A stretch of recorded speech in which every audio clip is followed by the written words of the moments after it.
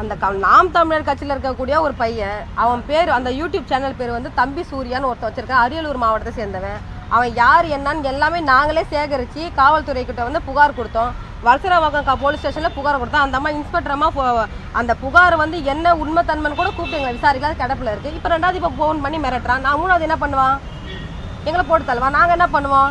எங்களுடைய பாதுகாப்பை அவனை நாங்கள் போட்டு தள்ளுவோம். அவ்வளோதான். கேஸ் என்ன அப்புறம் மாறி மாறி எங்கள் மேலே தான் கேஸை போடுவீங்க. என்னுடைய கட்சியில் வந்து முக்கிய மாநில பொறுப்பில் இருக்கவங்க எல்லாம் ஷெட்யூல் கேஸ்டில் இருக்கிறாங்க.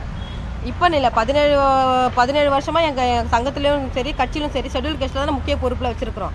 அப்படி இருக்கிறப்ப வந்து அதாவது அந்த ஷெட்யூல் கேஸ்டில் இருக்கக்கூடிய முக்கிய தலைவர்களையும் எங்கள் அமைப்பில் இருக்கிற முக்கிய பொறுப்பாளர்களை வந்து போட்டு தள்ளணும், நரம்பெல்லாம் அறுத்து போடணும்னு சொன்ன அந்த சாதிய வன்மம் அவன் எண்ணத்தில் எப்படி உருவாச்சு? அப்போ அவனை வந்து சாதி வன்மத்தோடு ஊக்குவிக்கிறவன் யார்? தொடர்ந்து இப்போ எனக்கு ஃபோனில் மிரட்டினவன் யாருன்னு தெரியாது. அவனுடைய நம்பரு, அவன் பேசின ரெக்கார்டு, அவன் புகைப்படத்தோடு நாங்கள் வச்சுருக்கிறோம். இப்போ விசாரணை நாங்கள் கொடுக்க போகிறோம். அதுக்கு முன்னாடி வந்து பெரியார் என்ன புடுங்கினாருன்ற தலைப்பில் வந்து தம்பி சூர்யான்ற ஒரு வலையொலியில் ஒரு பையன் வந்து பேசுகிறான். அவன் நாம் தமிழர் கட்சியை சேர்ந்தவன். அவன் மேலே நடவடிக்கை எடுக்க சொல்லி நாங்கள் புகார் கொடுத்தோம். ஆனால் அப்போ முன்னாடி இந்த கமிஷனர் வந்து எங்கள் புகார் மேலே நடவடிக்கை எடுக்காமல் எவன் புடுங்கினான்னு கேட்டானா அவனை கூப்பிட்டு வச்சு பார்க்குறாரு. ஃபஸ்ட் நாளாக பார்க்குறாங்க.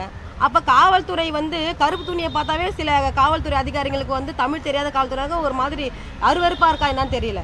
கருப்பு துணியை பார்த்தாவே அவங்களுக்கு வந்து பயமாக இருக்குது. ஆனால் பெரியாரை பற்றி யார் அசிங்கமாக பேசினாலும் அவதூறு பரப்புனா அவருடைய புகழுக்கு களங்கம் வைக்கிறவனை மட்டும் கூப்பிட்டு பார்க்குறாங்க.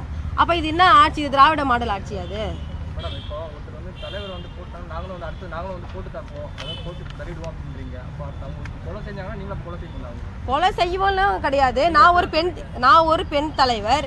எனக்கு தொடர்ந்து வந்து பொது தளத்திலும் சரி, நீங்கள் சமீப காலத்தில் கூட பாருங்கள், ஒரு பெண்ணு வந்து பாதிக்கப்பட்டு கண்ணீர் சிந்தி என்கிட்ட பாதுகாப்பு கேட்டு எனக்கு நீதி நியாயத்தை வாங்கி கொடுங்கம்மான்னு என் காலில் வந்து விழறப்ப அந்த அம்மாக்காக நீதி கேட்டு நான் கமிஷனர் ஆஃபீஸில் வந்து புகார் கொடுக்க வரப்பவே ஒரு கட்சியில் இருக்கிறவன் கும்பலாக வந்து என்னை அவ்வளோ இழிவாக பேசினா, இதே ஊடகத்துக்கு முன்னாடி பேசினா எல்லாரும் நீங்கள் பார்த்தீங்கல்ல, அது எல்லாமே இன்றைக்கே ரெக்கார்டில் இருக்குல்ல.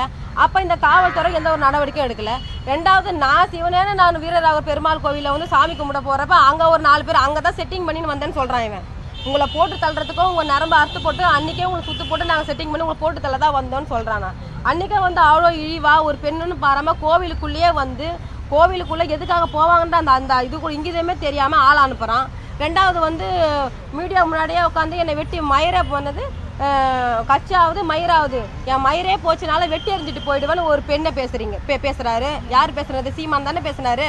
இப்போ சமீபத்தில் கூட பார்த்தீங்கன்னா ஒரு ஆடியோவில் வந்து பார்த்தீங்கன்னா அவெல்லாம் என் தொட தண்டி இருப்பாளா, அவெல்லாம் இந்த மயிர் சைஸ் இருப்பாளா அப்படின்னு கேட்குறாரு.